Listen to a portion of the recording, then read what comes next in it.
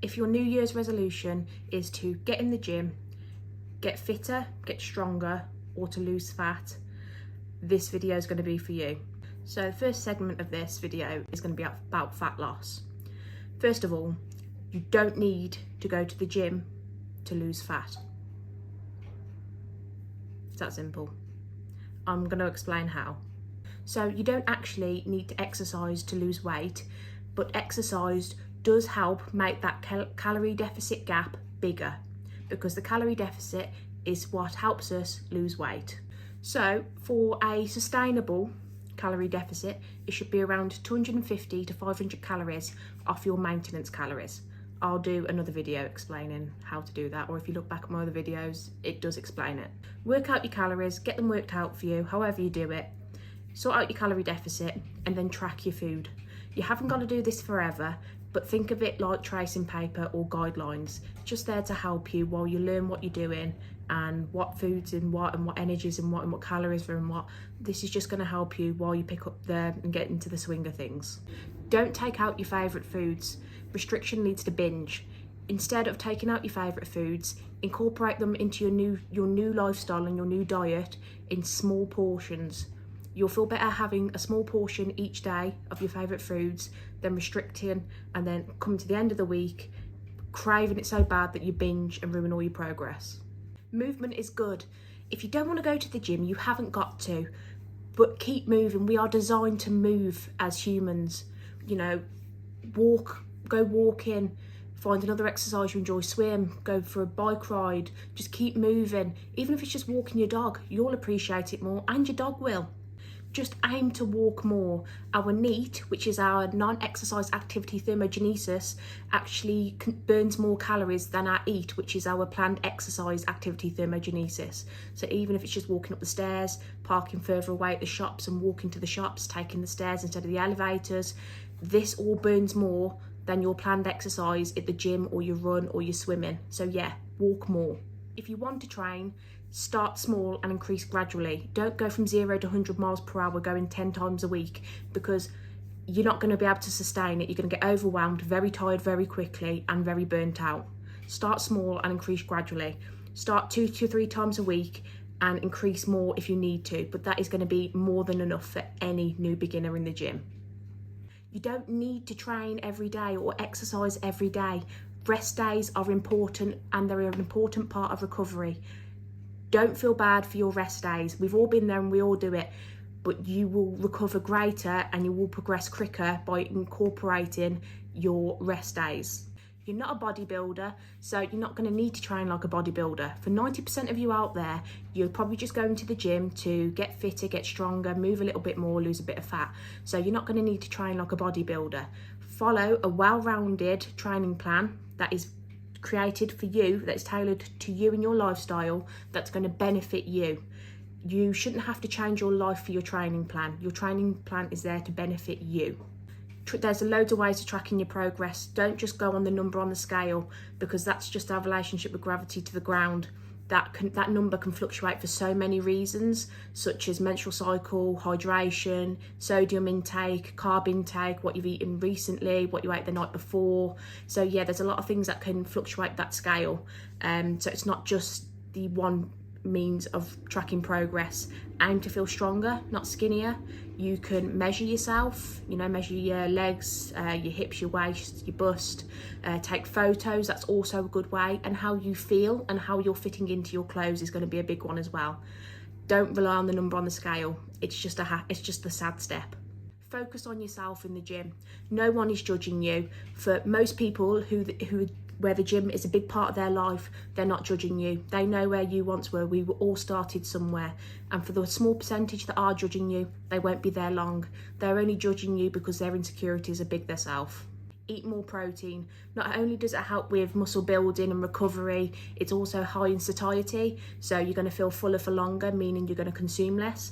And it's also very high in the TEF, which is a thermic effect of food. So essentially, when you consume protein, your body burns more calories when metabolizing it. So yeah, it's a win-win. Drink more water. Nobody drinks enough. Every day people drink tea, they drink coffee, they drink Coca-Cola, they drink all the fizzy drinks, but they don't drink water. We need it. Drink more water. Sleep more. Aim to improve your sleep quality and your sleep hygiene as well. It helps with recovery, it's going to make you feel better, and you might actually have a little bit more energy through the day. There are many different training styles out there. Don't get overwhelmed. If one doesn't suit you, there are loads of others out there. There's HIIT, which is high intensity interval training. There's just cardio, athletics, bodybuilding, CrossFit, weight training, powerlifting. There's so many different types of sports within the gym and within the weightlifting area. Don't get overwhelmed. And you haven't got to do one. You can go and just aim to get fitter. If you start to enjoy it and you get an interest, that's great. You can kind of pander towards your interest, but don't get overwhelmed. You can still drink alcohol, but in moderation. Cut back and incorporate it into your lifestyle rather than going all out at the end of the week, completely missing a night and a day because you're hungover. Incorporate it in moderation. You won't crave it as much, you won't binge on it as much, and you'll just feel better for it.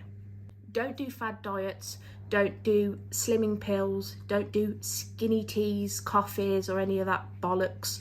It doesn't work. It's there to bring in the money at this time of year, especially with people with New Year's resolutions.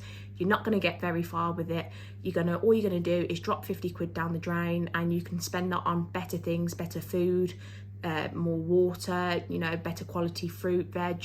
There's a lot of things that money will benefit you for, and it's not going to be any skinny teas or bullshit diets that you have to pay £5 a week to get weighed for.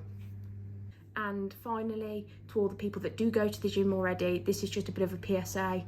Be supportive of all the new people in the gym in the New Year's resolution rush.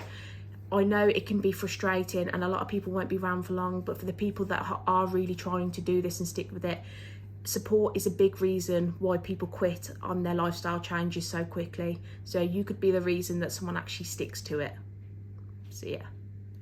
If anyone's stuck with the training plan, just as a bit of a New Year's gift to everyone, I'm going to be dropping just a standard workout template. It's nothing special. It's just going to be a full body training plan, and it'll be 3 to 4 days a week. I haven't really sorted out the finer details yet. Not going to be anything special. It's just a one-time template that you can follow if you're new in the gym. If this is something you're interested in, just let me know and I can send it over to you. Alternatively, I have got a few spots left for coaching. If anyone is interested, just shoot me a message. But I've only got a few limited spaces, so yeah.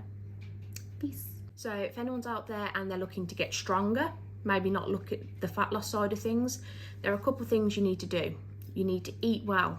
This is going to be not cutting anything out. This is going to be, you're going to need to be in a calorie surplus. So essentially you're going to be eating more than your maintenance rather than a calorie deficit, which you're going to be eating less in your maintenance. I would start off at around 250 to 500 calories extra, and then taper it up from there, so you're not just shoving all this food down you. Well-rounded structured training plan is a must and a staple for any type of progress. If you haven't got a program, there's plenty online. I will drop one if you want it. It's free, just a free template. But yeah, a well-wrapped structured program is going to be beneficial to you. If you've got the means, get a personal trainer who can tailor a plan for you, so it's going to benefit you in all the ways possible. And this is a good way to track your progress as well, because the only way you're going to get better at certain exercises and stronger is by repeatedly doing them. And I don't mean every day, but every week. Consistency is key here. And don't train every day. You're going to need to train 3 to 4 times a week. It's not how many times you train, it's what you do in the training session, the intensity, the time under tension. So yeah, and get your rest days in as well. 1 to 2 rest days a week is ample. You're going to need to recover. Sleep is going to be big here. You recover when you sleep. Your muscle recovers when you sleep. So sleep hygiene's a big must. Keep hydrated, drink plenty, get your protein in. Protein's going to play a big part here, especially with building muscle and getting stronger. And yeah, eat well.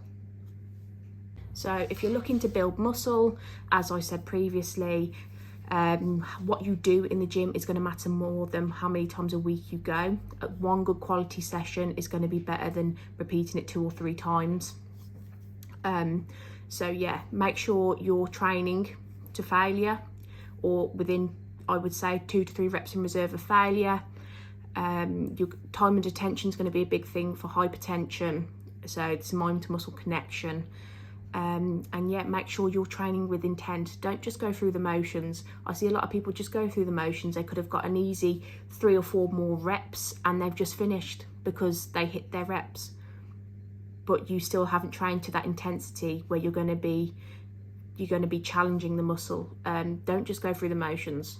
Train with intent, and if the weight's too easy and you've hit your number of reps and you're not struggling, increase the weight.